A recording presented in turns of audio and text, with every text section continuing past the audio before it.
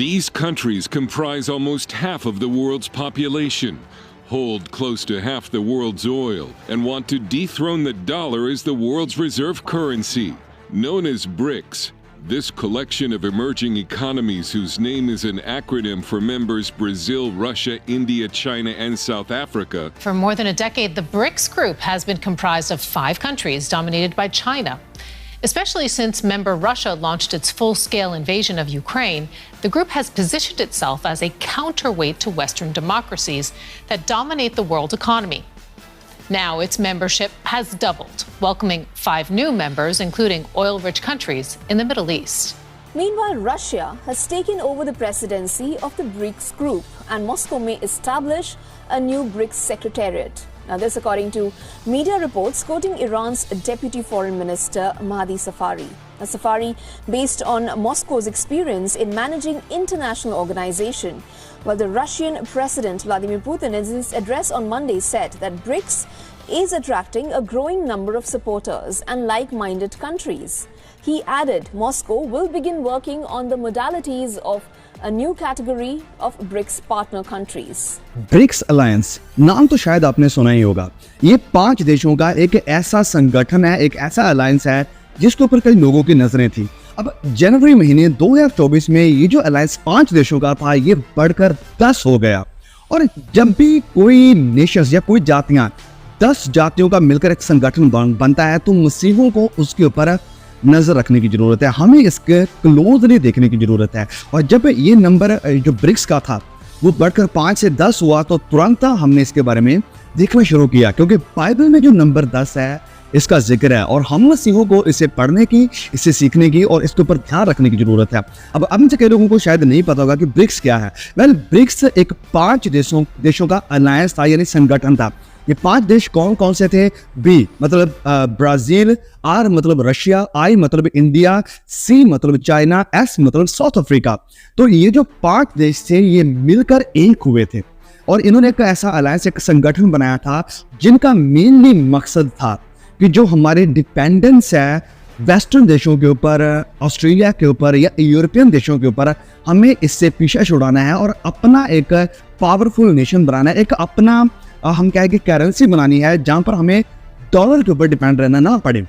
अब पिछले, जैसे मैंने कहा, जनवरी महीने में ही ये जो संगठन है वो 5 से बढ़कर 10 हो गए, क्योंकि इन्होंने कहा कि हम और भी देशों को वेलकम करने के लिए तैयार हैं। तो यहाँ पर जो 5 और देश है वो इनके साथ जुड़े हैं। अब 5 देश और कौन कौन से थे? एक है अर्जेंटीना, एक है इजिप्ट यानी मिस्र, एक है ईरान और चौथा है सऊदी अरेबिया और 5वां था UAE, United Arab Emirates. No, ये मिलकर जब 10 देश हुए तो तुरंत हमने इसके बारे में सोचना शुरू किया, क्योंकि जैसे जैसे ये सब कुछ 10 में हमें देखने को मिलता है तो हम मसीहों को ध्यान रखने की जरूरत है। ध्यान रखने की जरूरत क्यों है? क्योंकि सबसे पहले ये जो 10 का जिक्र है हमें डैनियल 2 में भी देखने को मिलता है, उसके बाद डैनियल अध्याय 7 में भी देखने को मिलता है और प्रकाशित वाक्य 12 में भी देखने को मिलता है, प्रकाशित वाक्य 13 और प्रकाशित वाक्य 17 में भी देखने को मिलता है, जिससे हम आगे पढ़ने वाले हैं। नो, जब इससे भी कई साल पहले जब UN यानी यूनाइटेड नेशंस एस्टैब्लिश हुए थे, एक वो संगठन बना था, उस वक्त में भी जब 10 देश एक साथ आए थे तभी मसीहों ने इसके बारे में स्टडी करना, इसके बारे में बोलना शुरू किया था।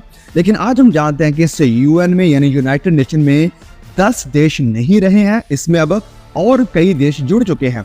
तो इस कारण जब अब ब्रिक्स में 10 देश जुड़कर सामने आ रहे हैं, जो कि फिर से कई स्ट्रॉन्ग देश हैं। ब्राजील है इसमें रशिया है, इसमें चाइना है, इसमें इंडिया है। तो इसके लिए इसके बाद जब इसमें कई मुस्लिम देश भी ऐड हुए हैं, 5 और, तो हमें इसके बारे में सोचने की जरूरत है, क्योंकि ये 10 का जिक्र हमें बाइबल में बार बार देखने को मिलता है। और फिर ये इसलिए भी जरूरी है कि ये सारा काम साल 2024 में हो रहा है। साल 2024 में, जो कि एक बहुत से लोग मानते हैं कि ये डैनियल का जो 17वां सप्ताह है, फिर के लोग मानते हैं कि ये जो 7 साल एंड टाइम पे हो गए, ये उसकी शुरुआत है साल 2024। क्योंकि अगर मिसाया 2013 मूवी आपने देखी है, उसकी इंटरप्रिटेशंस को अगर माना जाए और फिर जो UN का एजेंडा है, एजेंडा 2030, अगर उसे लेकर माना जाए, तो वाकई में चीज़ें ये ऐसी हैं जिसके बारे में हमें क्लोजली देखने की ज़रूरत है, जिसके ऊपर हमें नज़र लगाकर रखनी चाहिए। ठीक है, इसके ऊपर हमें नजर लगाकर रखनी चाहिए। अब बाइबल इन चीजों के बारे में क्या कहती है? जैसे मैंने कहा कि डैनियल अध्याय 2 में इसका जिक्र है। जब आप पढ़ते हैं डैनियल अध्याय 2 और इसके वचन जब आप 41 को पढ़ोगे, डैनियल 2:41। यहाँ पर हमें देखने को मिलेगा तूने जो मूर्ति के पाँव और उनकी उंगलियों को देखा, जो कुछ कुम्हार की मिट्टी और कुछ लोहे की थी, इससे वह चौथा राज्य बटा हुआ होगा। तूने जो पाँव देखे हैं, तो यहाँ पर आप जानते हैं किस मूर्ति की बात हो रही है। नबूकदनेस्सर ने एक मूर्ति देखी है बहुत बड़ी, जिसकी व्याख्या इंटरप्रिटेशन डैनियल कर रहा है। तो हमारा जो मैं यहाँ पर कहना चाहता हूँ, प्रकाशित वाक्य के ऊपर जो हमारी स्टडी चल रही है, उसके चैप्टर 13 के ऊपर अभी हम पहुंचे हुए हैं। 13 के अभी हम स्टडी कर रहे हैं। तो उस 13 में हम डिटेल में इन सब चीज़ों की स्टडी करने वाले हैं, काफ़ी ज़्यादा डिटेल में प्रकाशित वाक्य 13 से, क्योंकि वहाँ पर भी इस 10 का जिक्र है। तो प्लीज़ मेरे भाइयों और बहनों, हमारे उस एपिसोड को जरूर फॉलो करें। प्रकाशित वाक्य की जो स्टडी चल रही है, प्लीज़ जाएँ, हमारा जो सेकंड चैनल है उसका लिंक आपको नीचे डिस्क्रिप्शन में मिल जाएगा, जाएं और जरूर देखें प्रकाशित वाक्य के सारे एपिसोड्स को। तो उसमें हम थोड़ा और डिटेल में इन चीज़ों के बारे में बात करने वाले हैं। तो यहाँ पर इस बड़ी मूर्ति को जो नबूकदनेस्सर ने सपन में देखी है और डैनियल जिसे इंटरप्रेट कर रहा है, उसमें वो कहता है कि जो पाँव है उसकी जो 10 उंगलियाँ हैं, फिर से 10 उंगलियाँ हैं, और ये मिक्स है, मिट्टी के कुम्हार की मिट्टी की हैं और कुछ लोहे की हैं। मतलब कि मिक्स राज्य है। चाइना है इसमें, साउथ अफ्रीका है इसमें, अरब देश है इसमें, वेस्टर्न देश है इसमें रशिया है, अलग अलग देश है। मतलब ये मिक्स्ड, एक मिक्स राज्य है, मिक्स राजाओं का राज्य है। इस कारण मैं कहता हूँ कि हमें इसके ऊपर ध्यान देने की जरूरत है। फिर यही नहीं, जब आप डैनियल अध्याय 7 वचन 7 को पढ़ते हैं, डैनियल अध्याय 7 वचन 7 में लिखा है, फिर इसके बाद मैंने स्वप्न में दृष्टि की और देखा कि एक चौथा जंतु है जो भयंकर और डरावना है और बहुत सामर्थ्य है, और उसके बड़े बड़े लोहे के दांत हैं, और वह सब कुछ खा डालता है और चूर चूर कर देता है, और जो बच जाता है पैरों से रौंदता है। वह सबसे पहले जंतुओं में भिन्न है और उसके 10 सींग हैं।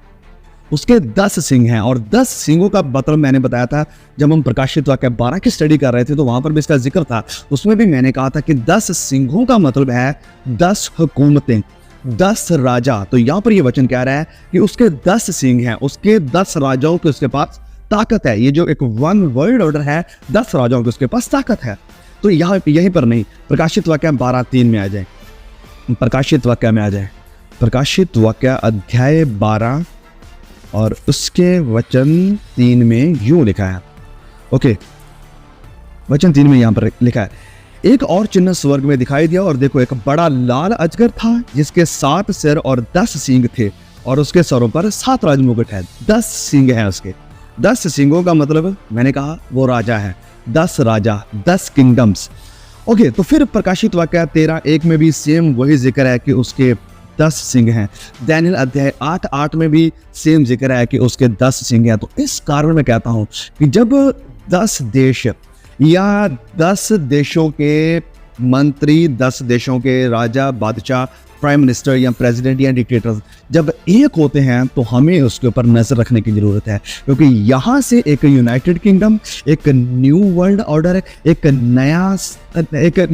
नई अलायंस बनने जा रही है, जो दुनिया के ऊपर हुकूमत करेगी, जो दुनिया की इकोनॉमी को चेंज करेगी, जो दुनिया के पूरे सिस्टम को चेंज करेगी और जो लोगों को प्रभावित करेगी। अब जब हम देख रहे हैं ब्रिक्स नेशन 5 में से 10 हो गया, और 10 देश वो देश है जो कि रियली डेंजरस हैं। ब्राज़ील इसमें है, रशिया इसमें है, इंडिया इसमें है जो कि दुनिया की एक बहुत बड़ी डेमोक्रेसी है, और चाइना इसमें है, चाइना भी इसमें है। तो अब देख पा रहे हैं इंडिया का चाइना के साथ कोई अच्छा रिलेशन नहीं है, बिल्कुल भी कोई अच्छा रिलेशन नहीं है। लेकिन जब ये संगठन बन रहा है, अलायंस बन रहे हैं, तो इसमें ये दोनों एक साथ आए हुए हैं, इसमें इन्होंने अपने हाथ मिलाए हुए हैं। मतलब कि यहाँ पर कुछ बहुत ही डीप चल रहा है, बहुत ही डीप, जिसके ऊपर हमें नजर बनाकर रखनी चाहिए। फिर इसमें वो देश आ रहे हैं, कौन से? मुस्लिम देश। इसमें ईरान आ रहा है, इसमें सऊदी अरबिया आ रहा है, और इसमें यूनाइटेड अरब एमिरेट्स आ रहा है, UAE भी इसका हिस्सा बन रहा है, इसमें इजिप्ट यानी मिस्र भी इसका हिस्सा बन रहा है। तो यहाँ पर बहुत कुछ है जो हमें सोचने पर मजबूर करता है। और एक चीज़ की तरफ मैं आपका ध्यान लेकर जाना चाहता हूँ, और वो है प्रकाशित वाक्य 17। और कुछ एक दो जो थ्योरीज हैं वो भी मैं आपके सामने रखूंगा, और फिर आप बताना कि आपको क्या लगता है। प्रकाशित वाक्य 17 और उसके वचन 15 को जब आप पढ़ते हो, तो यहाँ पर यूं लिखा है। ओके, ध्यान से देखें 15 से। फिर उसने मुझसे कहा, जो पानी तूने देखे जिन पर वैश्या बैठी है, वह तो लोग और भीड़ और जातियां और भाषाएं हैं। अब ये जो वैश्या है, प्रोस्टिट्यूट। इसका क्या मतलब है? तो इसके अलग अलग इंटरप्रिटेशंस लोग देते हैं। कई लोग कहते हैं ये रोमन कैथोलिक चर्च है, और कई लोग कहते हैं कि ये एक वर्ल्ड सिस्टम है। इसको थोड़ा सा मैं भी प्रमोट करता हूँ।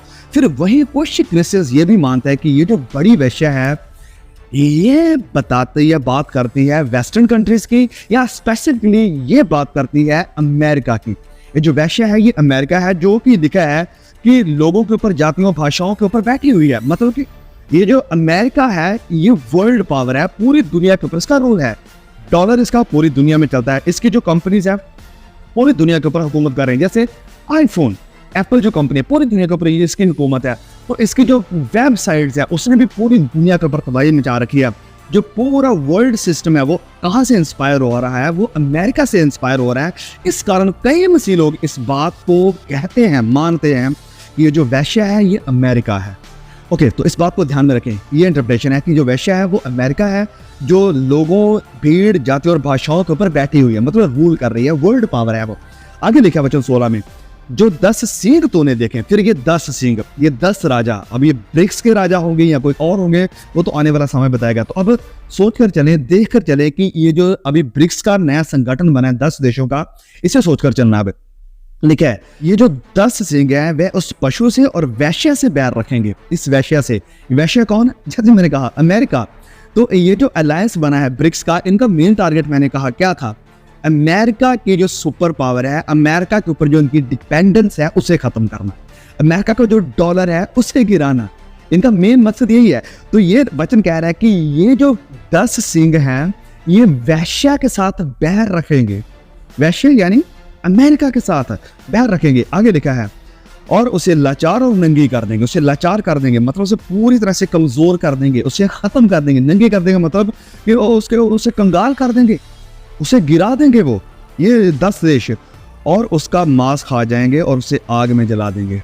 उसे खा जाएंगे, उसका मांस मतलब उसके लोगों को वो खत्म करेंगे, उसकी इकोनॉमी को वो खत्म करेंगे, उसकी पावर को वो खत्म करेंगे, उसके डॉलर को वो खत्म करेंगे, उसे खा जाएंगे। तो इसलिए इन चीजों को लेकर कई लोग कहते हैं कि ये जो ब्रिक्स है ये वेस्टर्न देशों के या अमेरिका के खिलाफ है, और इसका टारगेट यही है जो यहाँ पर देखने को मिल रहा है। तो ये एक बड़ा अलायंस जो होगा इसके ऊपर हमें नजरें बनाने की जरूरत है। नो, अगर ये जो ओके इसमें रहने वाले 10 ही हैं। अगर इसमें 10 से ज़्यादा देश जुड़ जाते हैं, 11 हो जाते हैं या 20 हो जाते हैं, 25 हो जाते हैं, तो फिर से हमें रुकने की ज़रूरत है, फिर से हमें इसके ऊपर नजरें लगाने की ज़रूरत है। तो ये जो 10 देश या 11 देश, 12 देश या 20 देश के साथ जुड़ेंगे, इनमें फिर शफलिंग होगी। कई देश इससे बाहर, इस संगठन से बाहर जाएंगे और कई और देश इसके साथ जुड़ेंगे, लेकिन होने 10 ही चाहिए as per the Bible prophecy. जैसे बाइबल की भविष्यवाणी है, इसके अकॉर्डिंग सिर्फ 10 ही देश एक संगठन बनेंगे इन सारे वचनों के अकॉर्डिंग। तो प्लीज मेरे भाइयों और बहनों, ये वो समय है जहां पर हमें जागते रहने की जरूरत है। वचन में सबसे पहले प्रभु यीशु मसीह ने अंतिम समय की बात करते हुए पता कौन सा वर्ड यूज किया था? जब चेलों ने उसके पास जैतून पहाड़ के ऊपर आकर पूछा कि प्रभु बता ये सारी बातें कब होगी और तेरा आना कब होगा और अंत का क्या चिन्ह होगा? प्रभु यीशु ने सबसे पहले कहा चौकस रहो, सावधान रहो, सतर्क रहो, होशियार रहो। होशियार रहने का मतलब, सतर्क रहने का मतलब, चौकस रहने का मतलब जागते रहो, आंखें खुली रखो। ये नहीं कि हम बस ओके यही करते जाएंगे, लेकिन जो दुनिया में हो रहा है इनके ऊपर हमारी नजरें नहीं होनी चाहिए। बिल्कुल हमें दुनिया पर भी नजर रखनी चाहिए कि क्या हो रहा है, क्या चल रहा है, कौन आ रहा है, कौन जा रहा है। क्योंकि जो कुछ भी दुनिया में हो रहा है, जो कुछ भी आ रहा है और जो कुछ भी जा रहा है, ये सब कुछ रिलेटेड है बाइबल की भविष्यवाणियों के ऊपर। जो कुछ भी इजराइल में हो रहा है बाइबल के आधार पर वो रिलेटेड है। इजराइल का देश बनना, यस, इजराइल का एक देश बनकर सामने आना, ये बाइबल की प्रोफेसी थी, बाइबल की भविष्यवाणी थी। इसी कारण वो दोबारा से एक देश बन पाया है, एक छोटा सा हिस्सा दोबारा से खड़ा हो पाया है, और अभी तक भी ऐसी महान ताकतों के सामने वो खड़ा है, डटा हुआ है। कारण बाइबल की भविष्यवाणी। इस कारण मैं कहता हूँ कि हमें जागते रहने की, चौकस रहने की और सतर्क रहने की जरूरत है। देखते रहे कि क्या हो रहा है, क्या नहीं हो रहा है, और ऐसे और अपडेट्स जो भी होंगी हम आपके सामने लेकर आते रहेंगे। प्लीज चैनल को जरूर सब्सक्राइब करें। जल्द मिलेंगे एक और नए वीडियो के साथ। तब तक के लिए खुदा मुझे, आपको, हम सबको संभाल कर रखें। God bless you all.